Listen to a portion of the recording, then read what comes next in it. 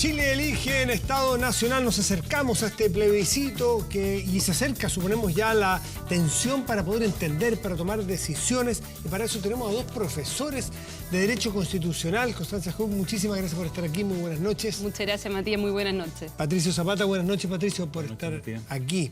Hasta comparten una cátedra, son profesores de Derecho Constitucional de la Universidad Católica los dos, pero aquí representan dos miradas, dos hemisferios distintos, el del apruebo, el del rechazo.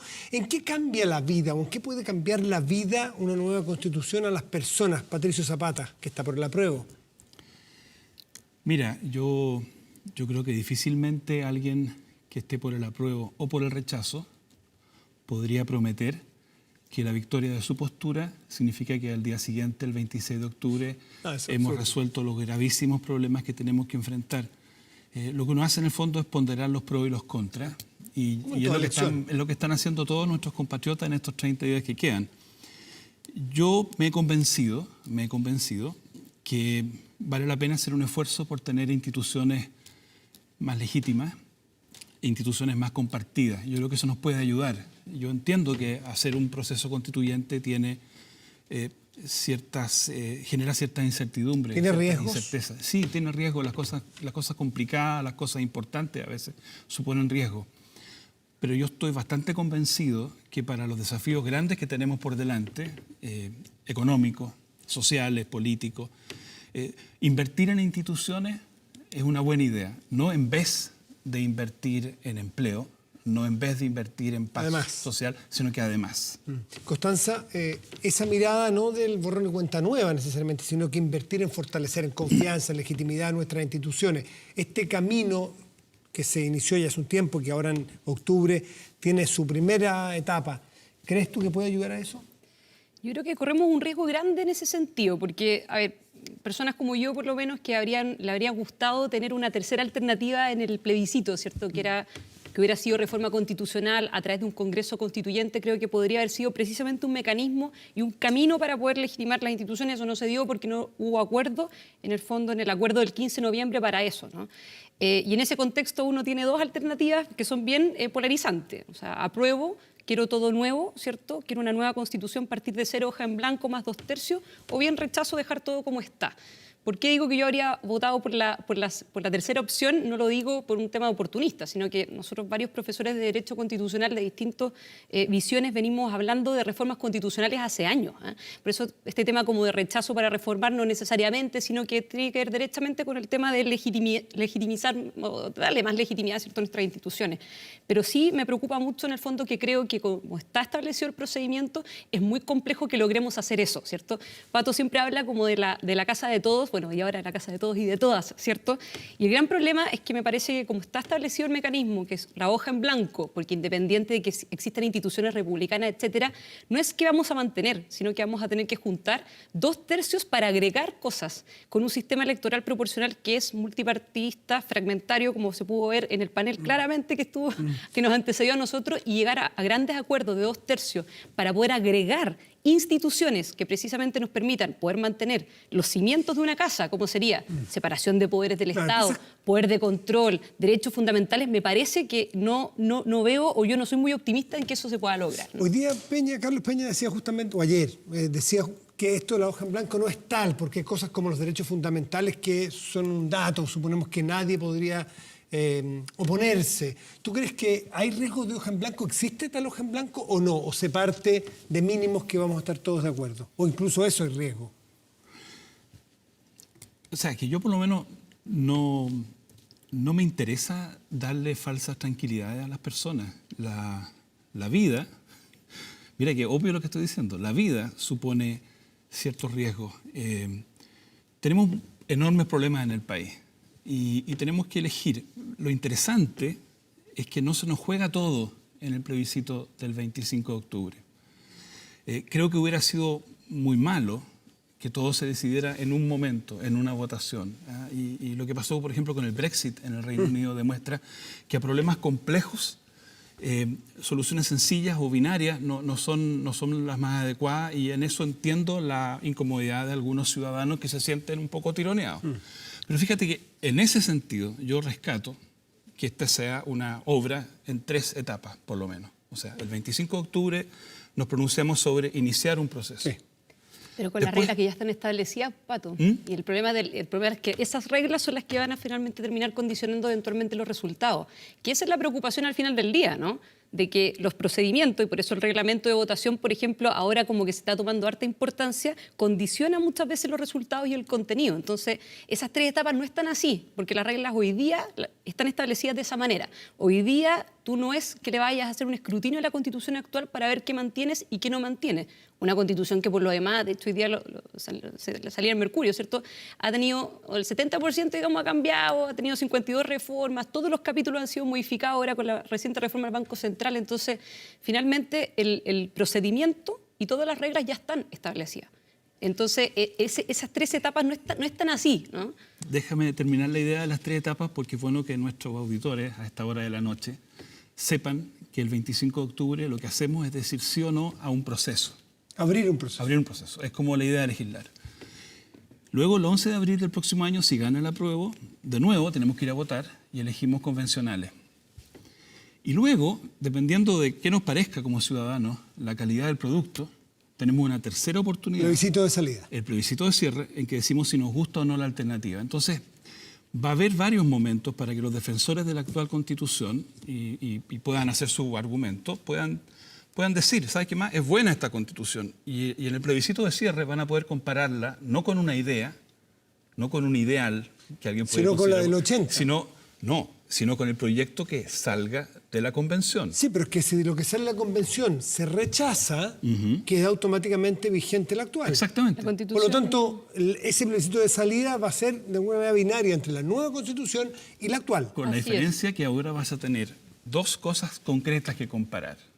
Y en ese sentido, si alguien, por ejemplo, es muy partidario de la actual Constitución, fíjate, tú tienes por lo menos dos ocasiones para hacer su defensa. Ahora el 25 de octubre y luego en el plebiscito de cierre contra el proyecto que resulte de la convención.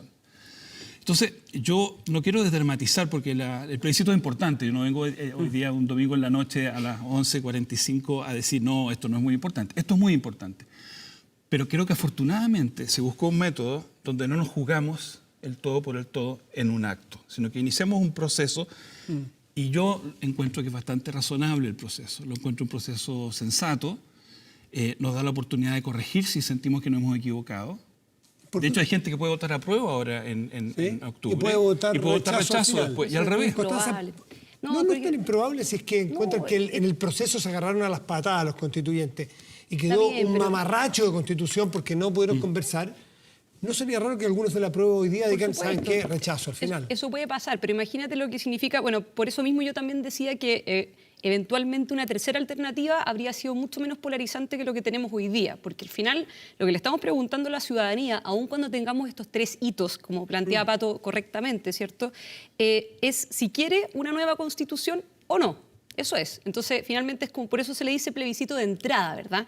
Y la realidad es de que si vamos a invertir todo lo que vamos a invertir, tanto no solamente en recursos, digamos, que va a ser muy relevante, sino que también luego elegir a los convencionales constituyentes, con toda la inversión que eso significa, después mantener la discusión que va a ser hasta por un año, después el plebiscito ratificatorio, parece bastante, digamos, difícil que después de un periodo de 2 años se diga al final rechazo, ¿cierto?, esto para mantener exactamente todo como está. O sea, finalmente creo que la carga después de votar rechazo sería bastante difícil. Entonces, si bien están dados, efectivamente, como dice Pato, los distintas instancias y después tener un plebiscito ratificatorio, la realidad, ¿cierto?, que finalmente el plebiscito va a ser para ratificar lo que ya eventualmente se hizo y es muy difícil, creo yo, de que esa ciudadanía después se dé vuelta, ¿no? Constanza y Patricia, ¿ustedes van a ser constituyentes, candidatos a constituyentes? ¿Les gustaría, van a ser? A mí me gustaría. ¿Constanza? Yo creo que, o sea, independiente que yo estoy por el rechazo, Sí. yo creo que no se puede restar de un proceso como este, así que de todas maneras. Me gustaría.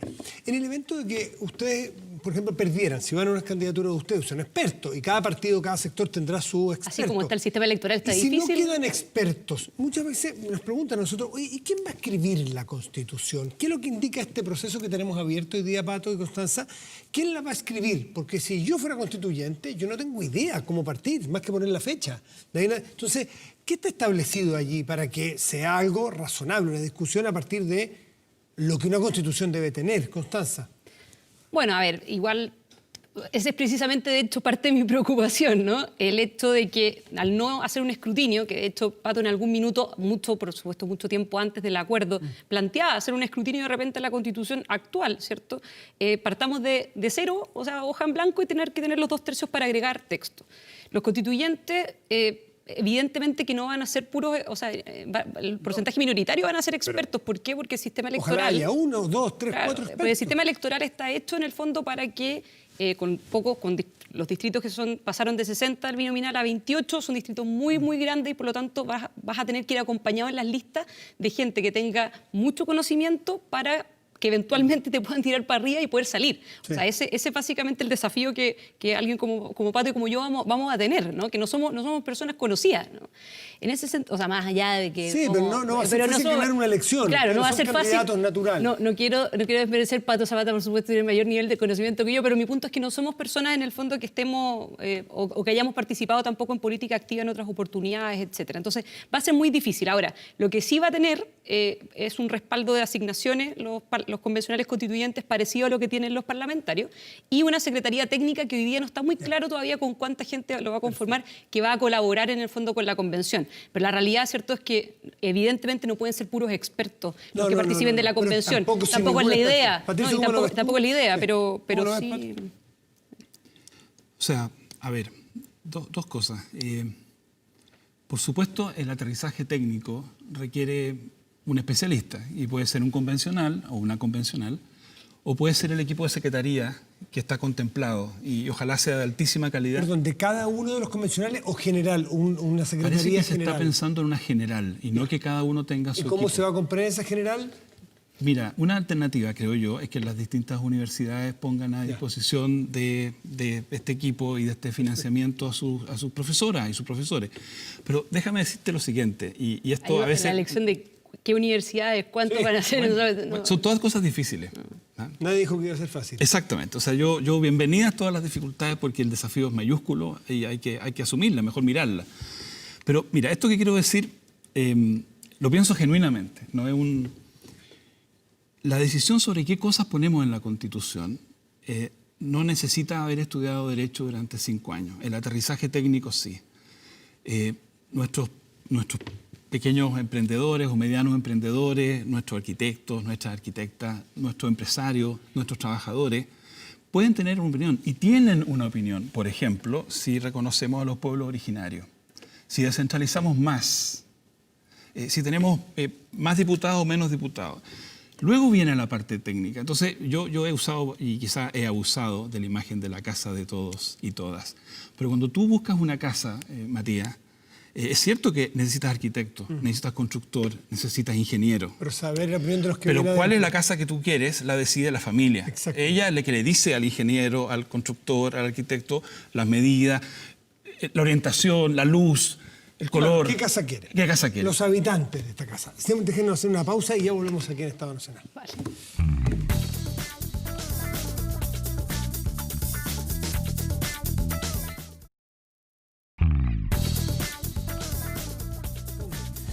Oye, nos pilló la hora, son las 12 de la noche, 1 minuto, y le quiero agradecer a los dos constitucionalistas. Siempre nos queda corto el espacio con los expertos, Patricio Zapata, Constanza Hug, pero habrá más espacios de Chile Elige, sobre todo en este canal público que tiene abiertas todas sus plataformas para discutir, hacer pedagogía, aprender y que cada uno delibere el 25 de octubre. Se perdieron una tremenda conversación y discusión que tuvimos en los fuera cortes. del aire. Fuera del aire. Créannos que estuvo En la tele siempre en los cortes es lo mejor, o lo más profundo o lo más caliente. Muy bueno, ¿eh? Muchísimas gracias a los dos, que estén muy bien. Y a Muchas ustedes gracias, les agradecemos y nos reencontramos el próximo domingo aquí en Estado Nacional. Chao.